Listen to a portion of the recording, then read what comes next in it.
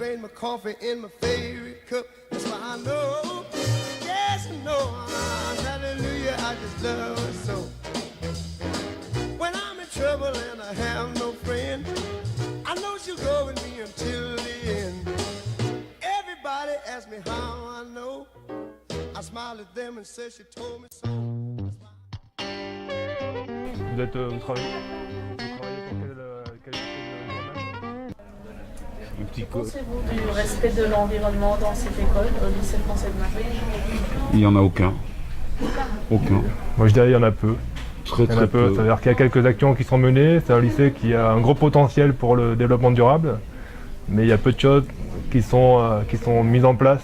Je pense qu'il y a quelques actions, mais elles ne sont pas coordonnées et il n'y a pas une perspective globale pour le développement durable. Voilà. On en parle beaucoup, on parle d'action, on fait beaucoup de bruit. On fait une journée des ONG, il y a le développement durable, et puis le lendemain c'est fini. Et on attend l'année suivante. Tout simplement. Et à votre avis, quelles sont les personnes qu'il faudrait le plus sensibiliser pour que ceci change? Tout le monde. Tout le monde, que ce soit toute la communauté scolaire. Ouais. Ça ne peut fonctionner que si tous les acteurs sont les élèves, la direction. Ah oui, là Sinon, ça ne sera pas efficace. Une partie de la communauté scolaire, ça ne fonctionnera pas. S'il n'y a pas l'administration, ou s'il n'y a pas les enseignants, ou s'il n'y a pas les élèves, il faut que les trois. Autrement, ça ne marchera pas. Pour que ce soit efficace, il faut que tout le monde soit acteur en fait. Voilà, sinon, ça ne peut pas être efficace. S'il n'y a que la direction qui fait le projet, mais que les professeurs ne suivent pas ou que les élèves ne suivent pas, voilà.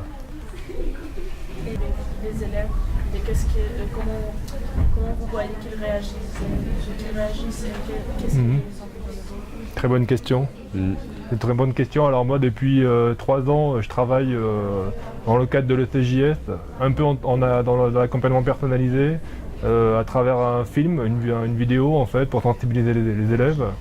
Et vraiment un travail en profondeur.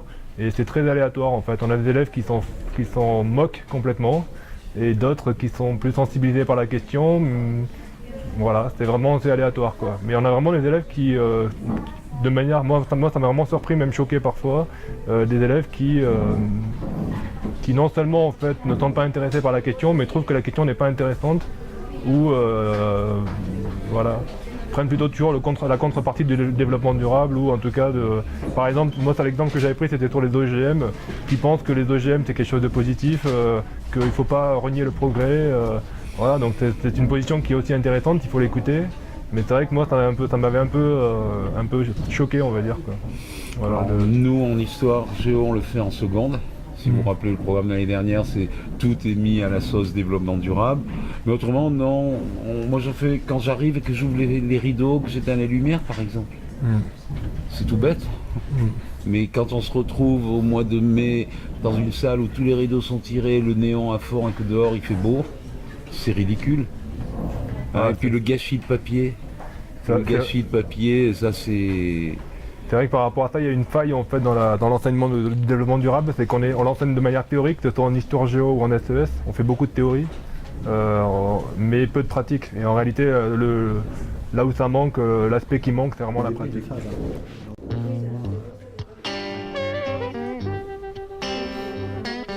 Eh bien, pour l'instant, le respect de l'environnement, je pense que c'est une préoccupation individuelle chez beaucoup des acteurs de l'établissement, que ce soit les enseignants ou les élèves. Moi, je sais que quand je m'entretiens avec les gens, que c'est au cœur de leurs préoccupations.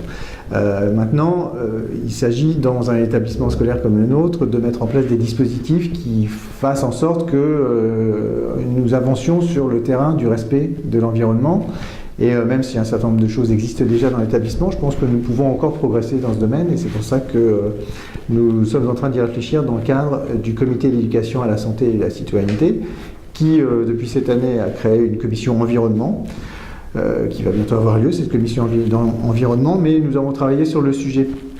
Et nous avons demandé l'avis d'un certain nombre d'experts, des représentants d'associations concernées par la préservation de l'écologie et qui appliquent des schémas de développement durable.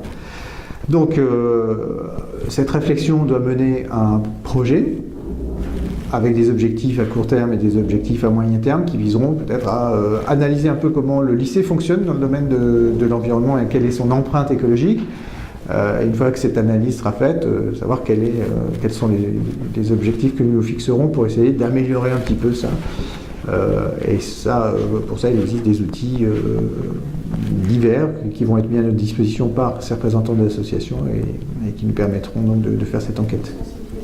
Par rapport à ce terme.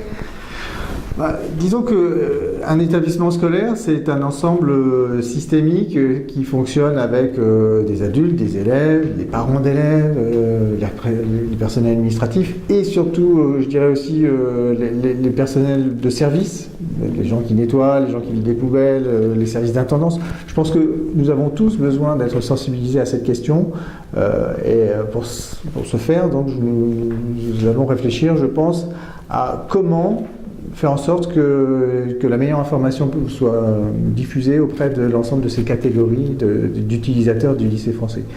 Ça me semble très important parce que si une seule de ces composantes n'est pas adhérente au dispositif total que nous avons essayé de mettre en place, ça ne pourra pas fonctionner correctement. Donc je pense qu'il faut que l'information soit diffusée auprès de tout le monde. Évidemment, si on sensibilise les enseignants, après les enseignants sensibiliseront les élèves. Ça, on le sait, c'est quelque chose qui fonctionne déjà en partie, mais on peut aller plus loin. Pour la faire dans un futur. Alors ça, c'est un problème un peu complexe et technique, et moi je ne suis pas un expert donc, de ces questions-là. Je suis en train de me former moi aussi, parce que je découvre des choses. Alors le constat qui est fait pour l'instant aujourd'hui, c'est que le lycée est un peu avancé sur toutes les questions de retraitement des déchets par exemple, de recyclage. Même si ça n'est pas très apparent, il y a quand même une action qui est effectuée. Les services d'intendance et les agents de service s'occupent de faire un retraitement des déchets. Vous pouvez voir à la sortie de l'établissement qu'il y a des bacs de collecte pour le verre notamment, et puis pour les déchets, pour les déchets de type plastique. Après, ce qui reste à faire est vaste, parce que le recyclage, c'est souvent quelque chose qui vient à l'esprit de tout le monde quand on parle des préoccupations écologiques. Mais il y a beaucoup d'autres aspects sur lesquels on peut continuer à avancer. Nos consommations en énergie, notre consommation d'eau, ce que nous rejetons dans les égouts par exemple, comment est-ce qu'on peut faire pour essayer d'améliorer les dispositifs. Après, il y a plein de champs d'action possibles. Pour lesquels, comme je le disais tout à l'heure, je ne suis pas un expert, mais pour lesquels également je compte bien améliorer ma connaissance et puis essayer d'élargir ma formation de tous les utilisateurs. Et c'est ce en quoi va consister principalement la campagne qu'on va mener dans les semaines à venir et dans les mois à venir. On pourrait faire quelque chose pour réduire un peu la consommation d'énergie. Les déchets, parce que c'est les endroits les plus... Alors, vous savez, quand on décide quelque chose dans un établissement scolaire, il faut le décider tous ensemble. Et donc, si on décide de mettre l'accent sur cette priorité, par exemple, il faudra bien évidemment y associer toutes les parties prenantes. Et ça représente beaucoup de monde. Ça représente bien sûr les élèves qui sont les usagers, mais aussi ceux qui organisent le service de demi-pension, la Sodexo qui est, vous savez, notre prestataire de services dans ce domaine. Donc il faut qu'on soit en mesure de s'assurer qu'ils sont en mesure de le faire, qu'ils sont volontaires pour le faire, qu'on a les moyens de le faire. Et donc tout ça, ça prend un peu de temps. Il faut en discuter, se mettre autour d'une table, discuter point par point de chacun de ces objectifs pour voir si on peut les réaliser ensemble ou pas. Et certains objectifs seront réalisés sans doute très rapidement, puis d'autres prendront peut-être un peu plus de temps parce qu'il faudra des adaptations qui ne sont pas simples à faire au départ, mais on espère bien évidemment progresser dans le courant des années à venir également. Ce sont aussi des objectifs à long terme qu'on se fixe. Parfait, merci beaucoup. Je vous en prie. Hola, son tres preguntitas.